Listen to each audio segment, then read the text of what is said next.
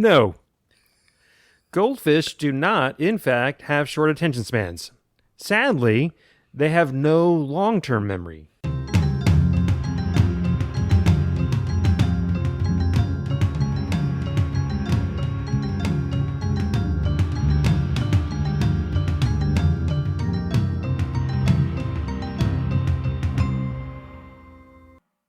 Hi there, and welcome to Jav and Charles Talk Comics episode 5 of season 4.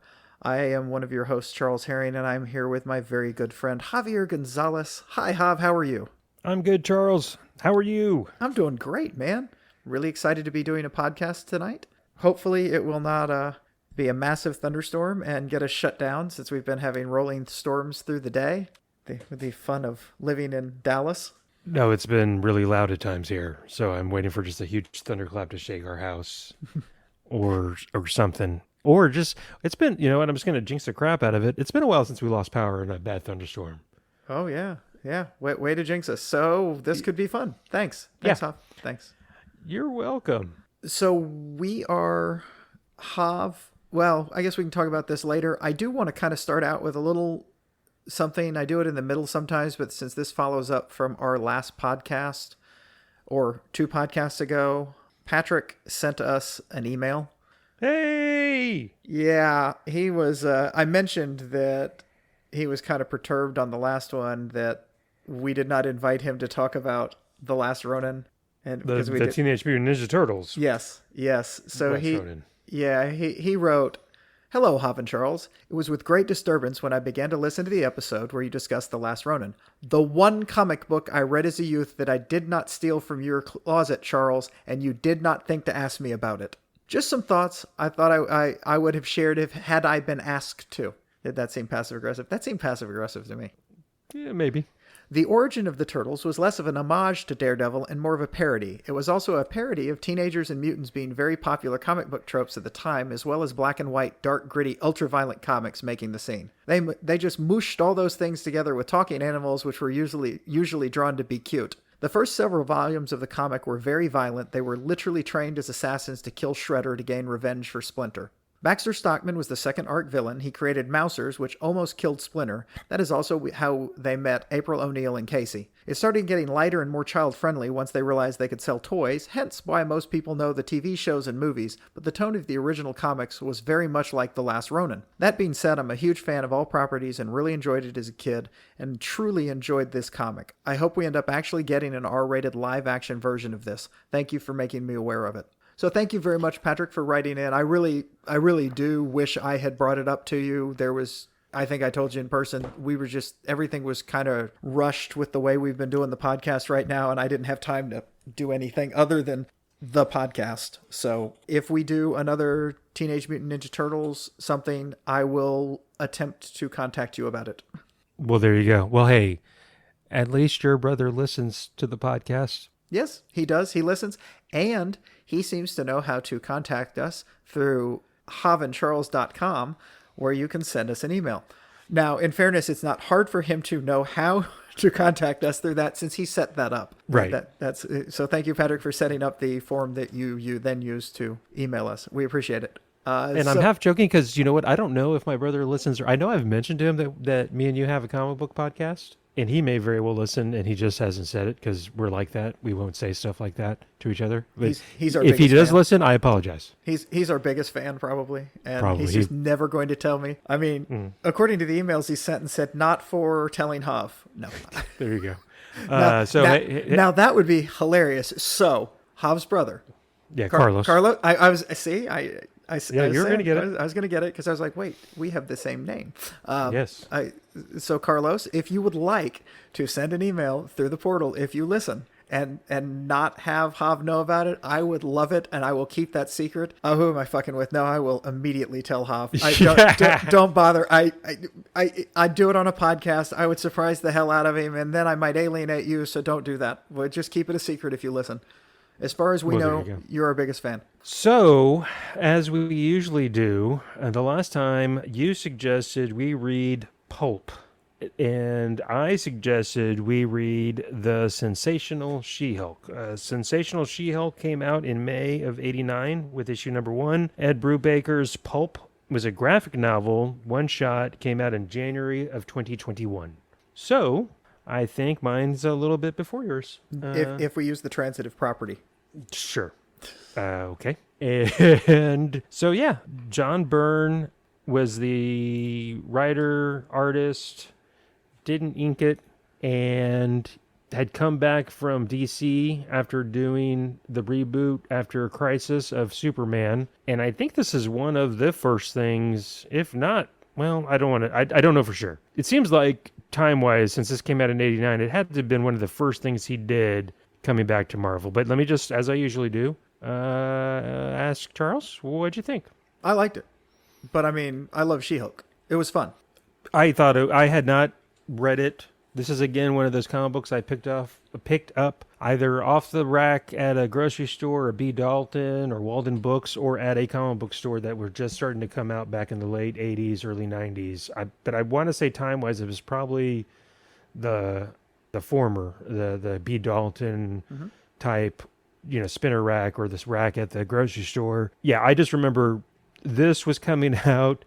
You're going to hate this. At about the same time, Justice League International was coming out. So you had the Marvel doing the funny ha-ha, and you had John Byrne doing the funny ha-ha, although in a different way and at a different level, I think, with this She-Hulk run. Yeah, because when you listen to this again, you're going to hear yourself. You had Marvel doing the funny ha-ha, and then you had John Byrne doing the funny ha-ha. Oh, whoops. Yeah, which is actually, that's a Freudian slip, you admitting that Justice League is not funny. There you go. You frame that. You should get that audio like in the little thing. Hey, is it because you did the thumbs up it did that? I guess so. I want to do it. Do the thumbs up now. Okay, so Charles That's did very thumbs weird. up to me through the FaceTime, and it came up as a little bubble on our FaceTime feed, and maybe that's a feature I did not know about. Except we keep creating it. It's not doing that. And Charles just gave me the bird to test out. I'm just trying to see what kind of hand gestures will work. So John Byrne, longtime comic book artist, writer, started out with Chris Claremont. I think his first real big claim to fame was '70s. I don't even know if he got into the '80s with Claremont on X-Men, Uncanny X-Men, if memory serves. Then did a long run on Fantastic Four. Then jumped over to DC in '86 for Superman. Yeah, he rebooted Superman after Crisis, right? Right. Yeah. Right.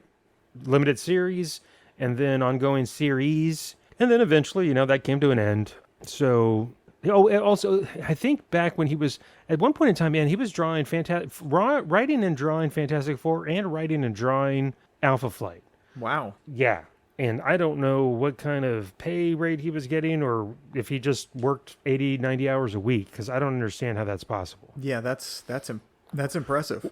I mean, well, I've also heard that some of these guys would have shadow drawers that could, like, they would do a rough layout. This is all, I don't know this specifically. Okay. About Byrne, but I know back in the olden days, some of them did, the more successful ones. The other thing I would mention, he also did, man, I don't know if it was after She-Hulk or about this time, he was also doing West Coast Avengers at some point after they rebooted that, or not rebooted, after they started that. Okay. And when he was on his run in West Coast Avengers, speaking of the funny, he introduced the Great Lakes Avengers. No, those are funny. Yes. So he had a tendency to like to do the humor. The funny. Yeah, he liked to have fun. There was some humor in the Superman run he did. Yep. No, there was. I've read some of those. I kind of liked them. I'm trying to see what other notes I have about Byrne. He also co-created Scott Lang and James Rhodey Rhodes. Okay. So there's all that. But so about this, you just kind of start. Oh, I had never read. So when this starts out, it's a Marvel premiere or something. Marvel presents. That first little snippet that starts out this collection where she's on the phone with Thing, that was not in issue number 1. That was a preview in some kind of one of those anthology series. Oh yeah, it was like something like a free comic book giveaway thing. It was something. Yeah, it was a, hey, it we're wasn't gonna clear. Yeah. It wasn't even clear to me what it was exactly, but yeah. Yeah, it was a promo. They wrote a little promo for the release of the comic. There was something about it that made me think it came out in one of those like Marvel premiere, like it was a short little, because those would have like backup stories. They'd have like a main character like Wolverine, and then the backup story would be rotating characters. Yeah. Okay. So it could have been in something like that. Well, yeah, that's what I was thinking. And it's probably where they introduced. They put it in that to kind of boost the release of the new thing, because clearly it was at the end of it. It was talking about the new series, the Sensational She-Hulk. Right. Well, here it is. So it's Marvel Comics presents, if I can get my computer to work, 4 all new features, and it's her along with, it looks like a Black Panther story and a Cyclops story, and then something else. Right. I just need to go pick up Marvel Comics presents 4 all new features. Marvel Comics presents number 18. Looks like, because look, Cyclops and She-Hulk. Holy crap. So this was a fun comic.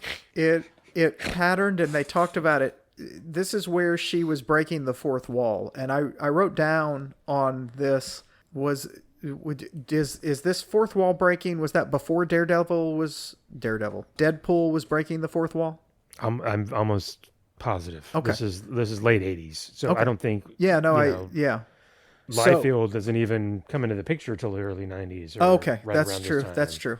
I wasn't thinking about when. And Liefeld didn't have him breaking the fourth wall, did he? I thought that was added later. I mean, because he was just a pure unadulterated ripoff of Deathstroke. Anyway, we talked about that last week. Or 2 weeks ago, or actually, yeah, you and I talked about this. I think it was last time. Yeah, well, last time. Was it 2 weeks ago? Yeah, I think we talked 2 weeks ago. So yeah, I saw that, and it's interesting. There's no explanation for her doing this. No, that's the thing. Because I told you I took notes. These were a couple of the notes I took. It was interesting. I'm not knocking it. It was just weird because the explanation for Deadpool doing it is Deadpool's insane. So Deadpool is insane, and he talks because he thinks he's in a comic book. Just the fact that he is in a comic book is one thing, but he also thinks he's in a comic book because he's insane. And then there's Gwenpool. She talks to the comic book because she's from a reality like ours where these are comic books, and she's gone into this reality, so she knows she's a comic book character. So she breaks the fourth wall, and her powers are being able to move like She-Hulk did when she went between the panels, which I liked. I thought that was great. It's just interesting how they this started with this, and now they're at least giving them reasons. It was just kind of weird that she just can. It's like, how is this working? So you get her breaking the fourth wall to the reader. You get her breaking the fourth wall, talking to Byrne directly. Yes. Yeah, telling him, what are you doing, Byrne? Yes. And then you get the notes on the corners back and forth between Bobby Chase, the editor of the comic book, the editor-in-chief, Tom DeFalco. There's in issue 2, there's this whole thing where like, this is like an issue of Architectural Digest. They're just touring her freaking new apartment. When is the action going to start? And then Byrne's like, wait for it. Yeah. Wait for it. It's like they left funny. Editorial. No, it was great. I really enjoyed that. That was one of the things I used to like in the 80s as a kid when I was reading Marvel Comics, was sometimes you got this editorial comments like that. You don't seem to get that as much anymore, but they just do this snarky little asides about stuff just in a little box, editor's note, and there'd be this. And you have to wonder how many of those were an editor's note that they're like, yeah, okay, that one was good. You can have this in. Maybe. Well, and I think probably at this time, look, Byrne was John Byrne, the way I'm trying to think who is like probably like Brian Michael Bendis. What's his name? Bendis? Brian Michael Bendis, yeah. Probably on level of how Brian Michael Bendis is now back then, given his runs that he had. Yeah. Like he was. So he's they given probably a little were more like, free reign. Yeah. Right. Like, hey, you know what? She-Hulk hasn't had a comic book in a while. Yeah. You want to play around with it? Go for it. Go nuts. And sure enough. Did. Well, and what I loved, and she talked about it during the thing, they were mirroring a lot of the way that the original arc, the original run of the Fantastic Four did. Yes. Or they also mentioned that like Doctor Doom was in a certain issue, or the Toadmen were in the second issue of of Incredible Hulk. First issue was an origin. Second issue was this, and she's the difference between what she gets and what they got, because the aliens that you never see again was in one of the first issues, the first few issues, and then she gets these aliens, except they weren't really aliens. I mean, everything. It was great. It really was for its time. Okay. No. For its time, one of the legitimately so much writing. There is a lot of exposition. No. Yes. Speaking of that, did you like? It was in one of the later, like fourth issue, I think, around there. Of not that she. Well, no, because Wheezy knows she's in a comic book, or was a comic book. A Phantom, the blonde Phantom. Yes, the blonde Phantom. Because she was no longer in the comics. Her and her husband aged. She died, and she's like, "Screw this! I'm getting in a comic book. I got to get in another comic book." So she's the reason why the DA. She's the reason why the DA calls She-Hulk to become an attorney, because she became an assistant in order to get into a She-Hulk comic book. So that was brilliant. So she's aware of the comic book thing going on. And also what's interesting, given how much in recent comic books where She-Hulk being an attorney is such a big deal, back here she was like, oh, I don't know if a big 6'7" green woman, hulking woman could be an attorney. Like that was weird. Now it's like, no, Jennifer Walters, aka She-Hulk, is an attorney. She practices law and is a superhero. No biggie. They make references to a lot of things. When she's going into space, I think, or one time when she's bouncing off of Reed Richards, she says, oh, maybe I could say up, up and away, but I think that would be a trademark infringement. Yeah. There's all sorts of. And then she also mentions that she's about to lose her top, and she's like, whoa, this isn't in the Epic, comic line. I don't think we can do that. Yeah. Because Epic at the time was more risque, adult oriented. And her label on her top said approved by the Comics Code Authority or something on the label. Yes. She also freaks out when she thinks her head's cut off. Go ahead.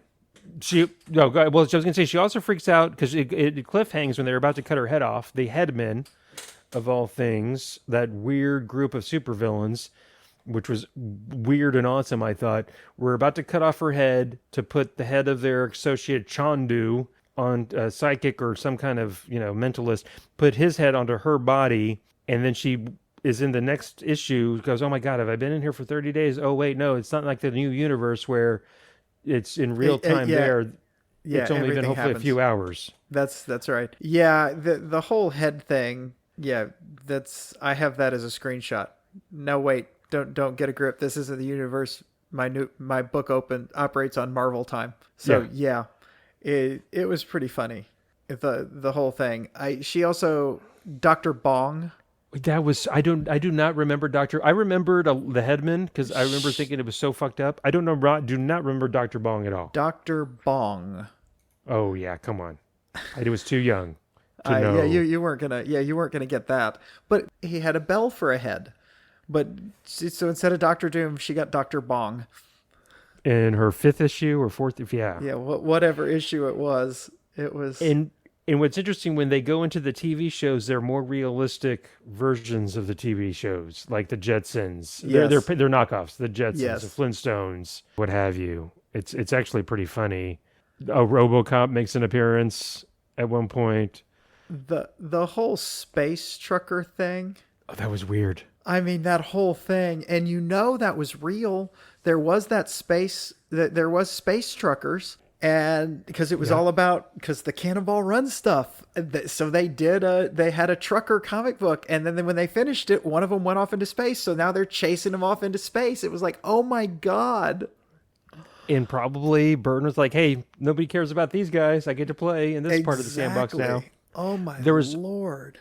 Another note, there was also a big spread where she's cutting through the panel, and in the comics back then, they don't anymore. They used to have what the issues were worth, where somebody was selling them through mail order, and there's a big double page spread where they have little funny asides about all the different comic books at the time. Like, oh man, I read the whole thing.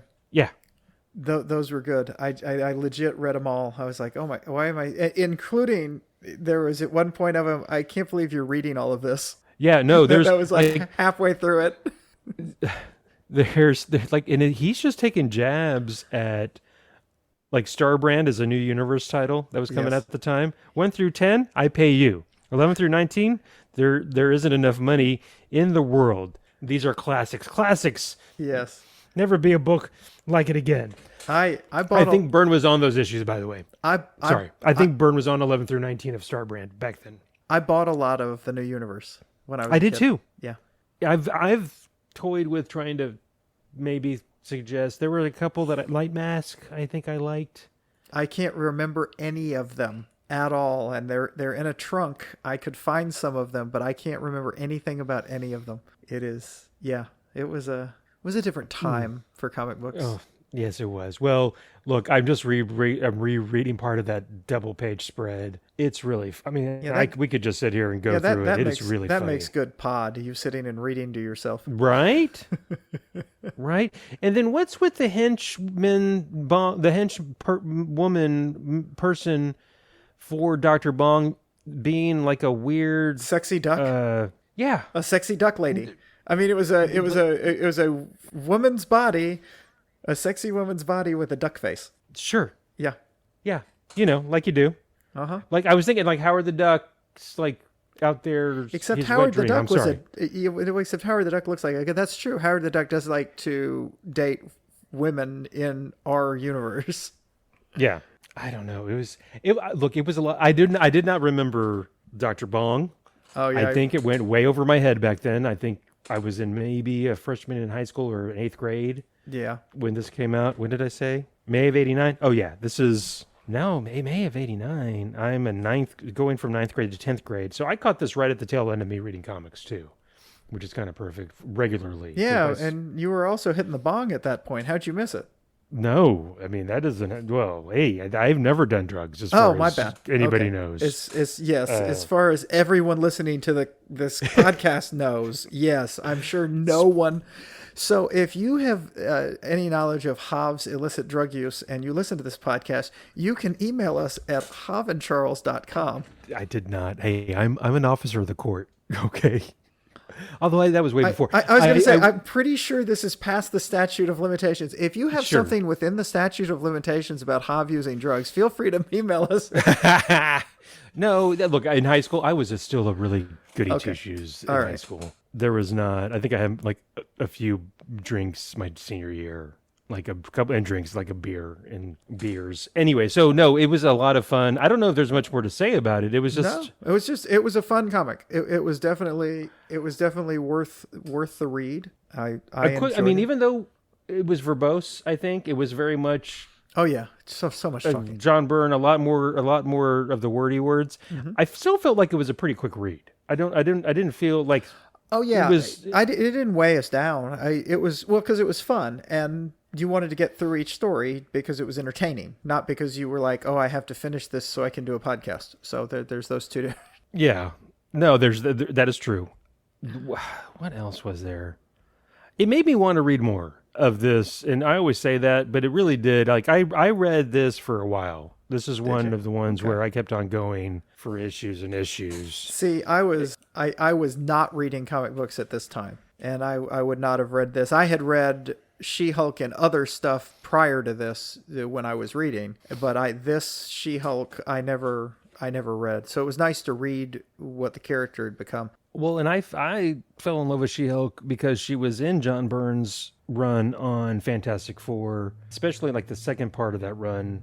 Yeah. Where Ben Grimm's taken a break. I forget why. Yeah, I think I read some of that. So she's in that. And then part of the David Stern, John Buscema, Tom Palmer, the inker run on Avengers. At the end of that run, she's a member at the end of Avengers after the one that we read at the very beginning of this whole podcast thing, the siege on Avengers Mansion thing. Mm-hmm. She right after that, she becomes a full-time member of that group. So I liked her, and I think it's also interesting that this is coming out, albeit later in the 80s, on the heels of everything getting darker, especially in DC, with Dark Knight and Watchmen having come out just 3 years earlier. Mm-hmm. And this is all just fun. It is, and like we've said, it's important to have fun comics sometimes. They don't all have to be dark and gritty. We can enjoy things. Yeah, and it's yeah. I enjoyed reading it again. I'm glad I suggested it. I'm glad you enjoyed it. I'm glad you suggested it as well. I liked it. I actually had thought about reading that on my own because you had talked about it before, and I was like, oh, it's on Hoopla. I could do that. Plus, I could get it on Marvel Unlimited. I'm sure it's there as well. So and just maybe worth noting, She-Hulk created by Stan the Man Lee, and I think, like I just mentioned it, I think it was John Buscema. I looked at it earlier back in like. I'm trying to get to the Wikipedia, but do you know why they created it? I think I do, but go ahead. From what I understand, the reason why they created it was during the Incredible Hulk TV show. And anything that they can use anything in the comics for that TV show when you do these rights things. But if they create it for the TV show, Marvel wouldn't own that. So Marvel was like, oh, wait. And I have to wonder if he didn't hear about a pitch meeting about something about a female Hulk and maybe a relative. And he's like, no, F that. So we need a She-Hulk. And off they went. I did like, too, that she mentioned that somebody called me the She-Hulk. And I didn't like it at the first. But now I do, because that was such part of the arc of the She-Hulk TV show. I was like, so that came from there. It was like, this is a dumb name, even back in the 80s. Yeah. Byrne's like, no, she didn't like it. Come on. When she originally got it, it was like, oh, what the fuck? She-Hulk. They mention in this run that she's stuck as being She-Hulk. She can't revert back to human form. You remember them mentioning that? No, I missed that. Okay, that makes more sense. So she can't go back and forth then. Right. She just is She-Hulk. Okay. So they mentioned it's a one-off little thing about she got some extra dose, and maybe they have a reference to a comic where that happened. She got some extra gamma dose where now she can't revert back, and of course they apparently eventually fix that or reboot that. I was also wondering if they did this because the whole thing about DC forgetting about Captain Marvel. And then as soon as the phrase or term Captain Marvel hadn't been, I forget how many years it is, 10 or 20, where if you don't, it's some kind of time frame that if it's not used, it's up for grabs. And DC, after buying the rights from Fawcett Comics, let it lapse. Stealing. There you go. So I don't feel bad for Well, I'm never going to feel bad for DC or Warner Brothers. Marvel jumped on it in Captain Marvel. And now since then, you have the whole Shazam versus Captain Marvel thing at DC that confuses the crap out of people. So that's all I have to say about that. Okay. That's all right. Yeah. Any of the in-betweens?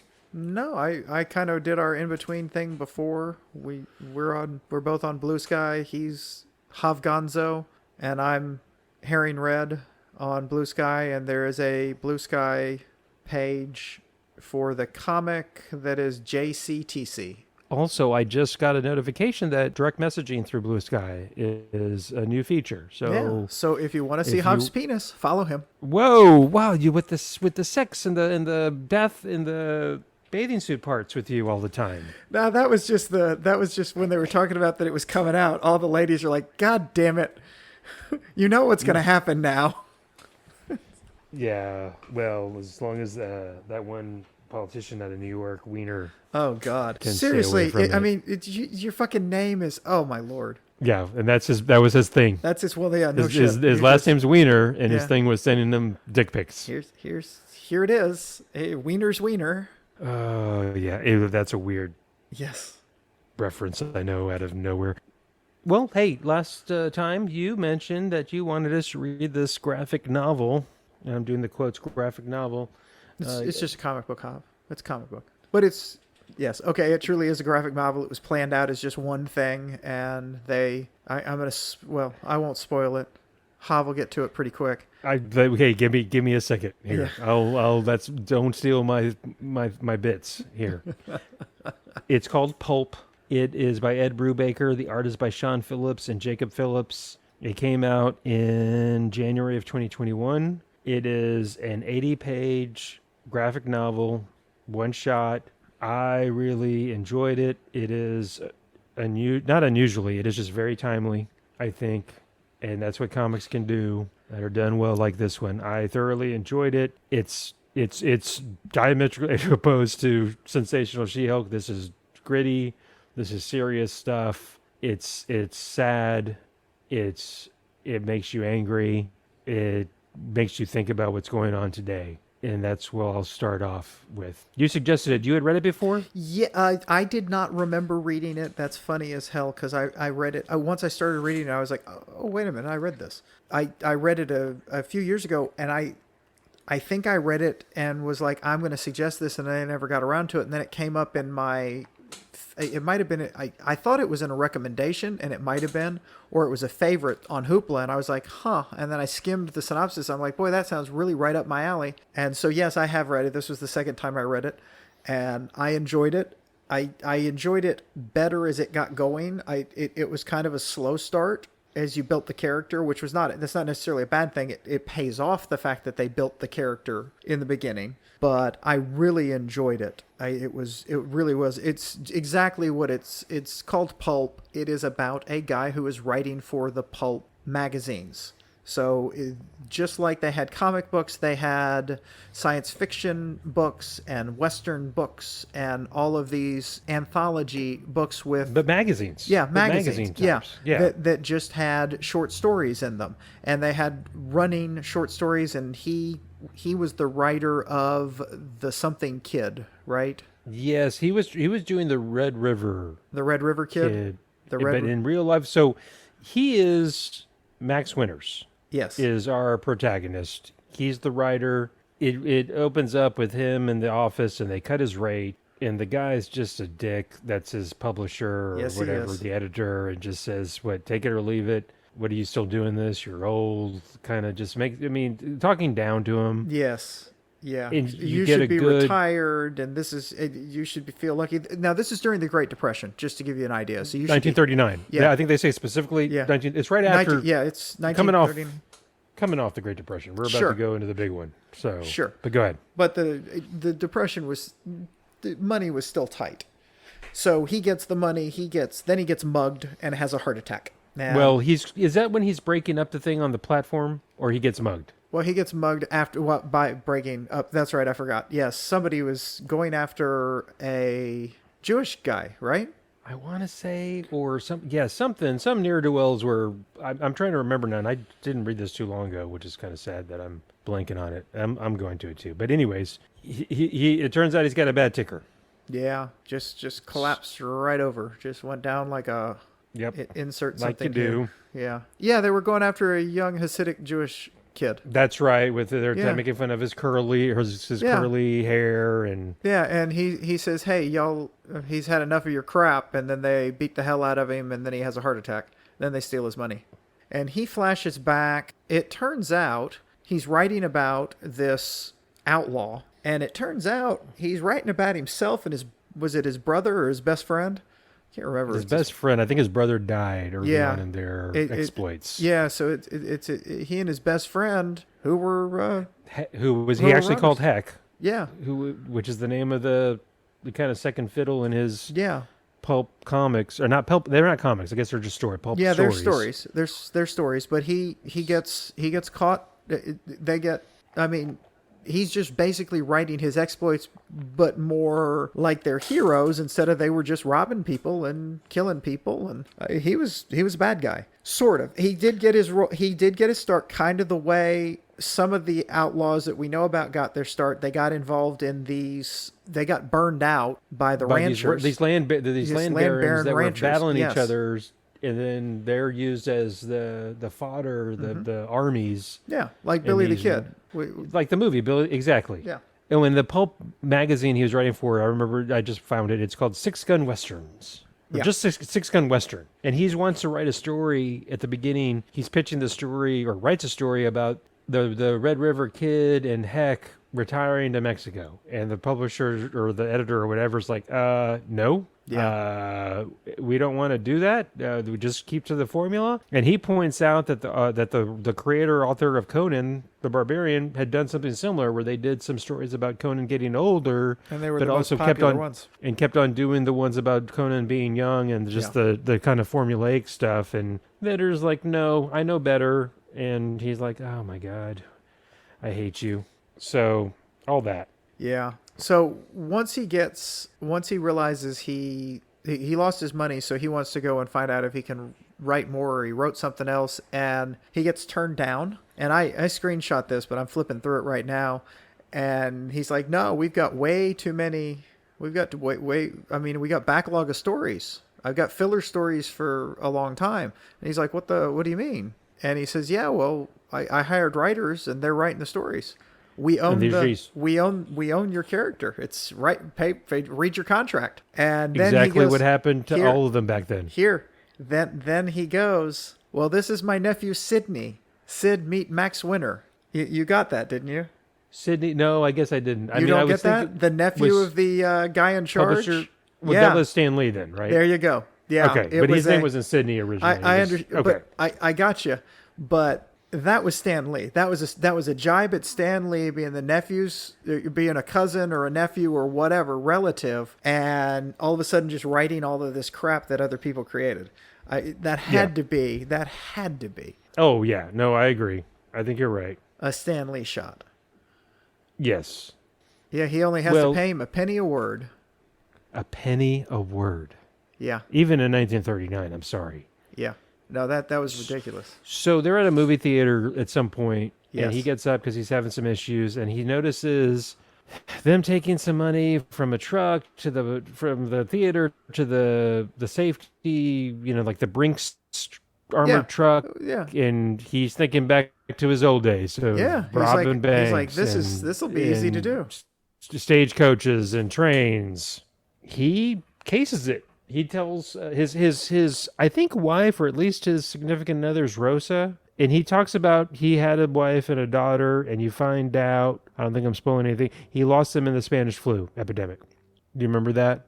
Hey everybody, this is Charles with Jav and Charles Talk Comics. I'm doing a kind of an intro again because we had some technical difficulties while recording this podcast, and Jav and I had to regroup for this. So there might be some parts of one of the comics, Pulp, cut out, and we're just going to pick up where we think we were able to where we left off and finish talking about this comic. So what we were talking about, we had just gotten to the time talking about where our main character had been casing the robbery that he was going to do after his heart attack, right? That's what we were talking about?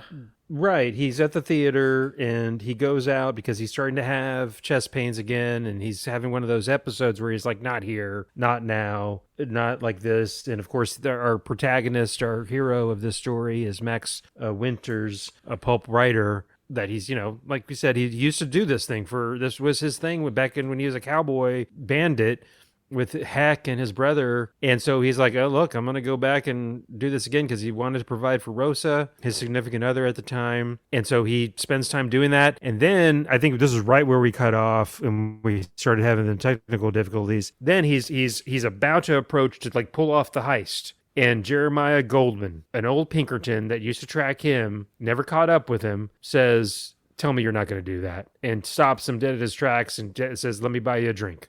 Yeah.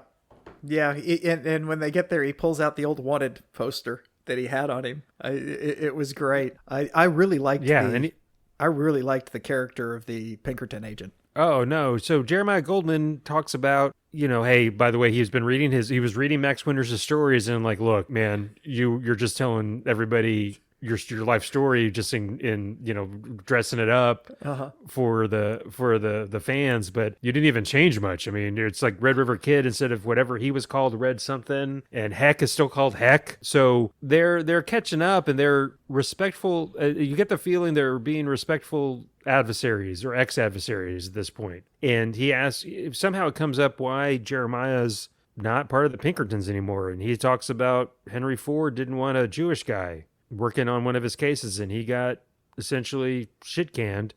I think it's well known now that Henry Ford was a Nazi sympathizer back then. A lot of people were. Lindbergh went over and inspected the Luftwaffe, the German Air Force, and was an admirer of theirs. Oh yeah. So Ford was a absolute, complete, and total. Henry Ford was a fucking Nazi. He wasn't alone in the United States. Oh yeah, no, there were lots of, well, as they did, there was a whole Nazi party sending money back to the thing, and that's where we get into. He came to him because the Pinkerton agent, he's a Jewish man, and he wants to do something about this. And his idea, he brought it up. He's like, let's rob them. They're having this big thing, and this did happen at Madison Square Garden. They had a gigantic fucking Nazi rally in the 30s that filled Madison Square Garden. Yes, they'd had a Trump rally that And filled Madison Square Garden. Oh, I'm sorry. It just popped out. you meant MAGA. You meant MAGA. Oh, I'm sorry. We were talking Nazis. Yes. So I told Julie about this. So the Bund, B-U-N-D, as in David, B-U-N as in Nancy D. This was a thing that had a foothold and a strong foothold in the United States, especially and even especially in the Northeast. And when I talked to Julie about it because she's a history major also. If you think about it too,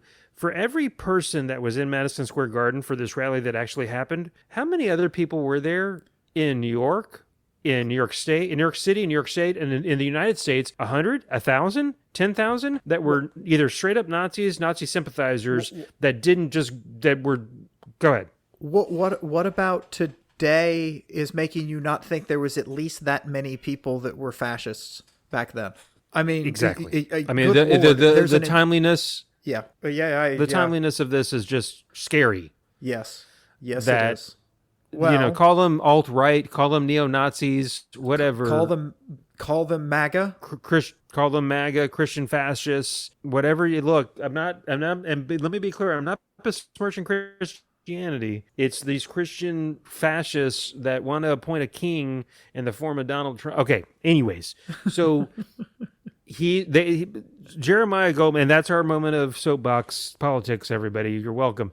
Jeremiah Goldman convinces, not very hard, it wasn't very hard to do. Max Winters always kind of saw himself as a Robin Hood kind of guy back in the day, and this was an easy one. It was a win-win. We get to punch the Nazis in the face and get them where it hurts in the pocketbook, and so they study them. Yeah. So the idea was when they're at the rally, that's when they could go to their headquarters and steal all of this money that they're saving in the safe. They're going to steal all this money. And so they planned this. And I don't want to spoil it, but what happens? They go and... and it's, well, you're not spoiling it. We're talking about it. There's no money. There's no money. One, it doesn't go down as easily as they thought it should. But two, there's no money because that was not really the plan. The plan was he wanted all of the information of all of the people that were fucking supporting the Nazis here that didn't want it known that they were fucking Nazis. He wanted the ledgers. He wanted the list of the membership, of the donations, of the contributors, the people on the mailing list, and he got that. Yep. And that's gold to him because he can expose all these fucking Nazis for the assholes they are.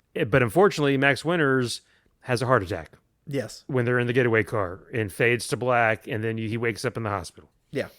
But Jeremiah's there and says, "Would you have done it otherwise? I'm sorry." But then he gives him the note to a house in Queens. Yeah, he gives him the note to a house in Queens. How many? He gave him a chunk of money. 40 grand. It was an enormous amount for of money 1939. Yes, it was a good chunk of money, and he decides he was going to give it to. He puts it all in his wife's name or his girlfriend. I don't know. Rose's name, because he says, like, I just 2 heart attacks. I just want to have a place to retire. And then and you see him fantasizing about the future, where he's in the cot, or what do you call it? The thing, a hammock that hangs between the trees. A hammock. Thank you, a hammock. You're welcome. He's in a hammock in the backyard, taking a nap or reading, and it's idyllic. And you're like, please, but you kind of know, given the way this comic's going, he's going to go visit Jeremiah, right? Yes. And he sees people taking somebody out with the face covered.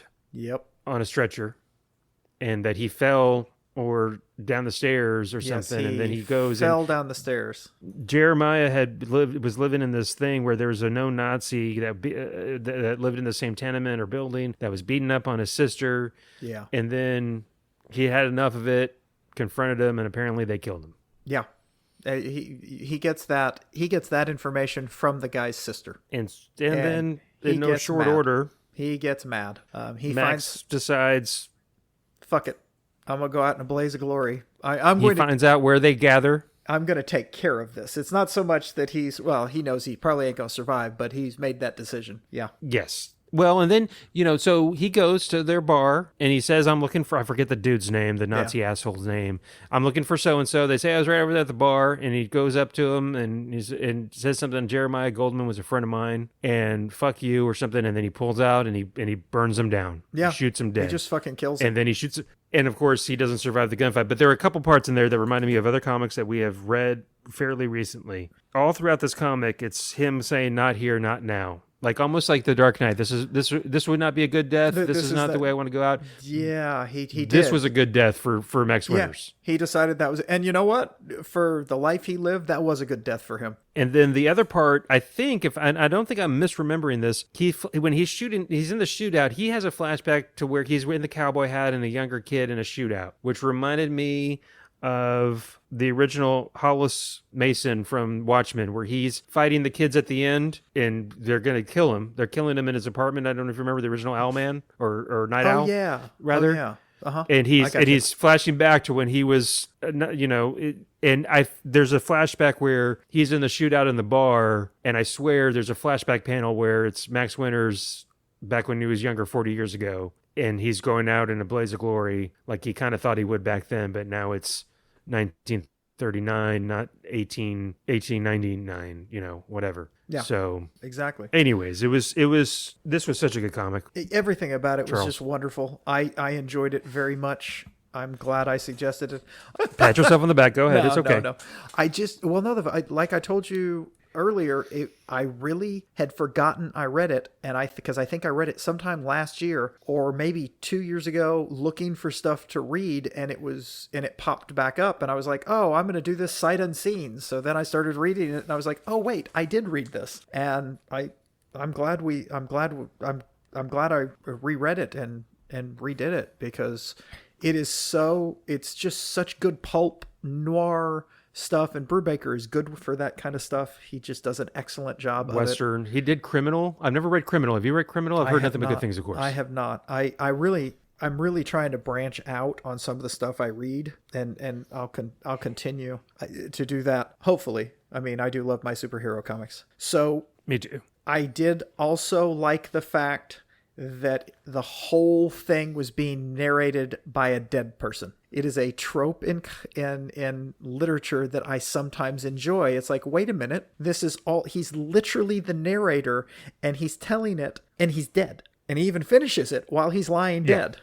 So you do. Yeah, it's just, like I said, it's a trope I kind of enjoy, even though it's kind of weird. It's like, wait a minute, that's a dead person talking. So yes, good job, Charles. Pat yourself on the back. It was a good comic. It was short. I mean, we didn't talk. It was the right length. I was just gonna. That was one of the things I was gonna say. Yeah, it was definitely a page count. Not even that, but I mean, it really makes sense too on the shorter thing, because it's going for it was in a pulp. It's a pulp thing that was in an anthology type magazine, and it has to be of a certain length, so it's got to get in and get out and get done. And everything was just bang, bang, bang, bang, bang. It was great.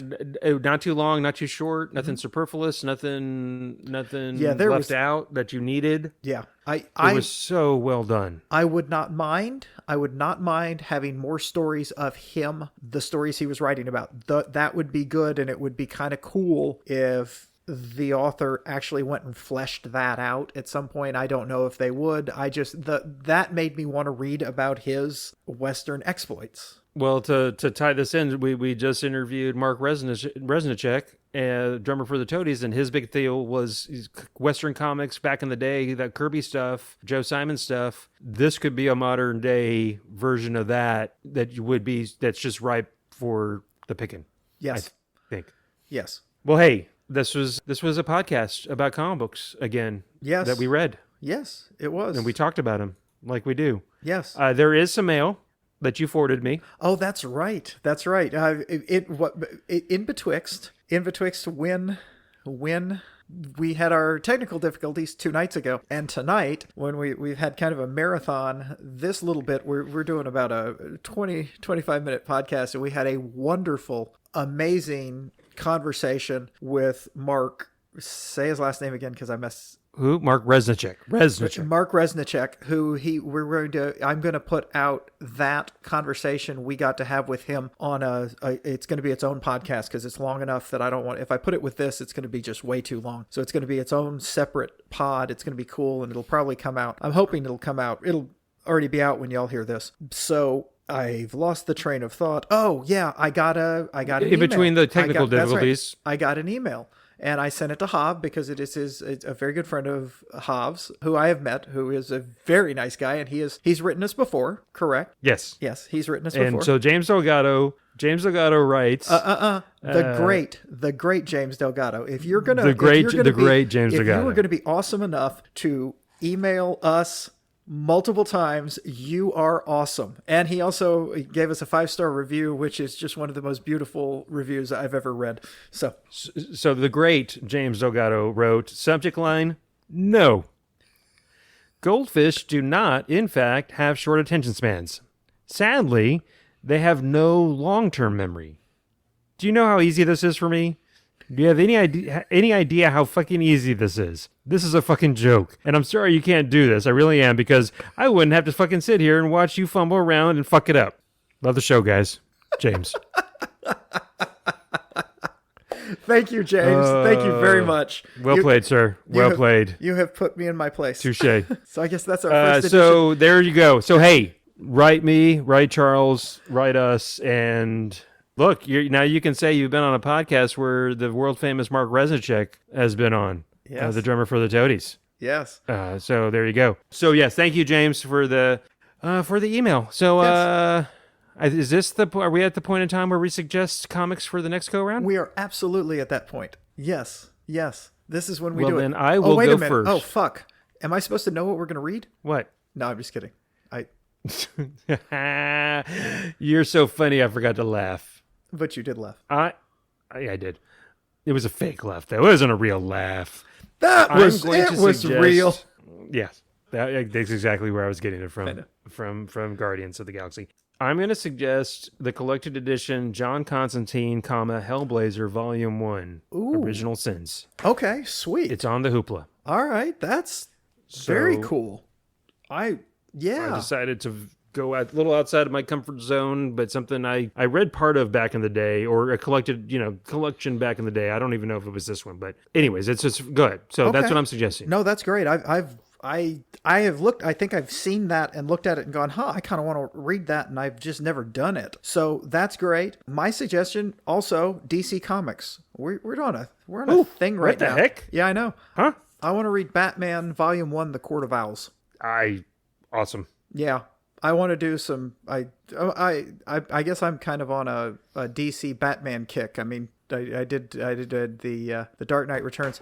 Oh, so guys, there is a quick real Charles was wrong thing I posted today. This is Friday, sometime in May 24th, and I just dropped this morning late the episode 4.